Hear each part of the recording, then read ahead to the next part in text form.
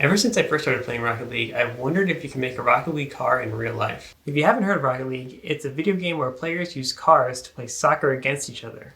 These cars can jump, flip, and use boost to fly around. The orientation of the car in the air can be changed. These cars don't appear to have control surfaces like an aircraft would. The parts of the Rocket League car that I like to make in this video are the jumping and the delayed flipping. To jump, the car needs to go up almost instantly. This puts a bunch of G-force on the car. Essentially, the G-forces are trying to rip the car in half. The delayed rolling is a real challenge. How do you get the car to roll after you've jumped already? Once the car's in the air, there's really nothing to push on. At what scale do I make this thing? There doesn't seem to be consensus on the size of Rocket League cars. Luckily for us, we can use the speed callout when a goal is scored to figure out the size of the ball. Let's do a test. Alright, rewind. Let's look at how long the ball took to move one ball length. 50 milliseconds to completely pass the line. This goal is reported to be 53 miles per hour. Using some algebra, we estimate the ball to be about 4 feet in diameter. This makes the car a little under 3 feet long. Let's shoot for a quarter scale. Now that we got that over with, let's bench test some stuff. The G-forces broke the plastic chassis on the first try. Metal base looks promising. This looks like it could work. Rolling looks okay. But we really need to jump higher though. There are still a lot more components that we need to add.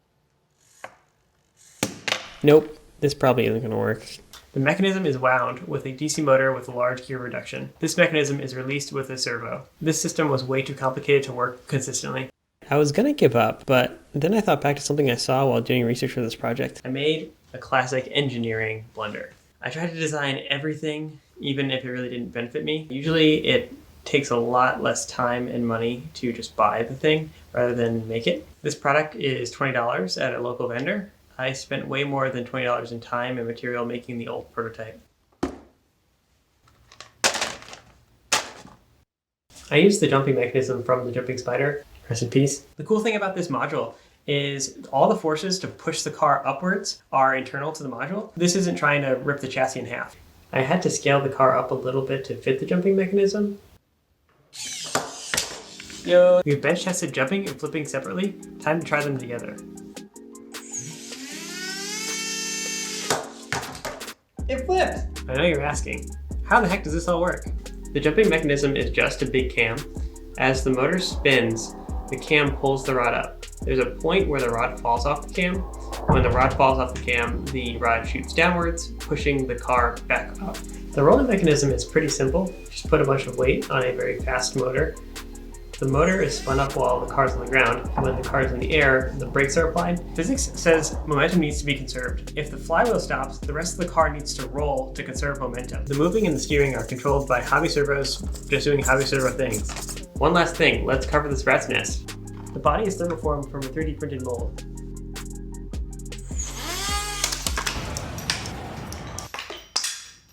The flywheel is held on the motor by super glue. I added some bolts so this wouldn't happen again. This is not as robust as the real Rocket League car. Oh no. The flywheel is just rubbing a hole in the battery.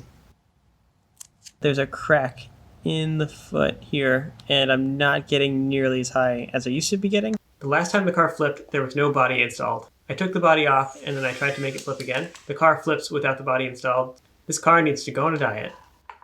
I pulled out all the stops for this one. I added thermoformed fenders, carbon fiber chassis, and lightweight wheels.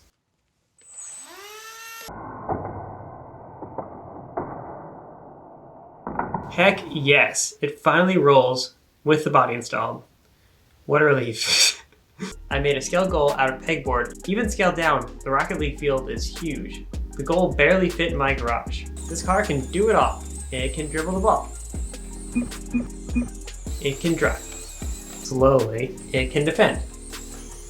It can jump and defend. It can roll. It can stay in the net and do nothing. It's just like playing Rocket League. This car was a ton of fun to make.